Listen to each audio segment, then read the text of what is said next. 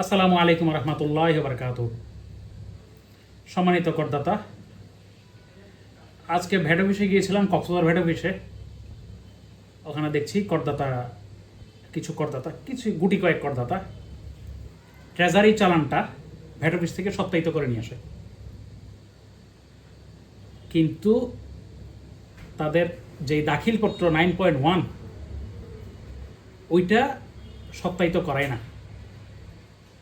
আইন অনুযায়ী ট্রেজারি চালান সত্যায়িত করার কথা বলা হয় নাই। আপনারা যদি ভ্যাট অফিসে ম্যানুয়ালি যারা ভ্যাট রিটার্ন জমা দিবেন, সাধারণত ভ্যাট রিটার্ন জমা দেওয়া লাগে অনলাইনে, অফলাইনে কিংবা ম্যানুয়ালি ভ্যাট রিটার্ন জমা দেওয়ার বিধান এখন পর্যন্ত আছে। তাহলে ভ্যাট অফিসে কী জন্য যাবেন?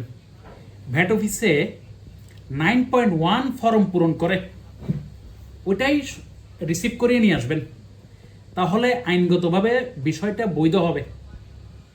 অন্যথায় শুধু যদি চালান রিসিভ করে নিয়ে আসেন, 9.1 যদি জমা না দেন, জমা না দেওয়ার কারণে প্রতি মাসে 2000 টাকা করে জরিমানা আসবে। এই জরিমানা থেকে বাঁচার কোনো বিধান নাই। না, আমি তো ভ্যাট অফিসে গিয়েছিলাম, আমি চালানটা রিসিভ করে এনেছি, চালান দেখাচ্ছেন, ভালো কথা, সরকারকে ট্রেজারি দিচ্ছেন, জমা দিচ্ছেন সরকারের অ্যাকাউন্টে, খুবই ভালো কথা। এটা রিসিভ করালে আপনার আইনগত দায়িত্ব শেষ হবে না।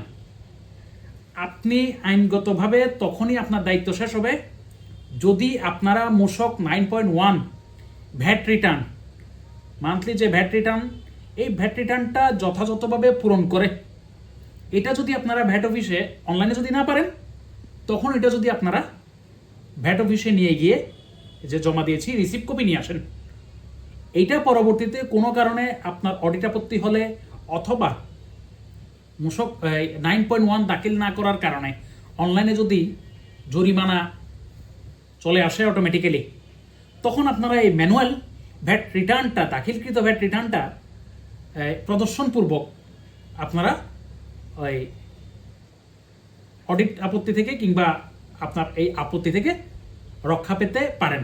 তাই সবাইকে অনুরোধ করব, বিশেষ করে আমার কক্সবাজারের লোকজনকে আমরা দেখছি, কক্সবাজারের ব্যবসায়ীরা নিয়মিত ট্রেজারি দিচ্ছেন, তার মানে সরকারের কর ফাঁকি নেই।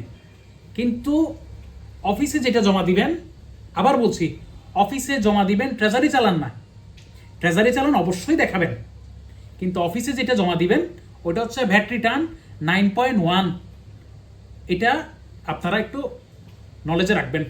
প্রয়োজনীয় সার্বিকভাবে সহযোগিতা করার জন্য আমরা আপনাদের পাশে আছি। ধন্যবাদ সবাইকে। আসসালামু আলাইকুম রহমতুল্লাহি ওয়া বারাকাতুহু।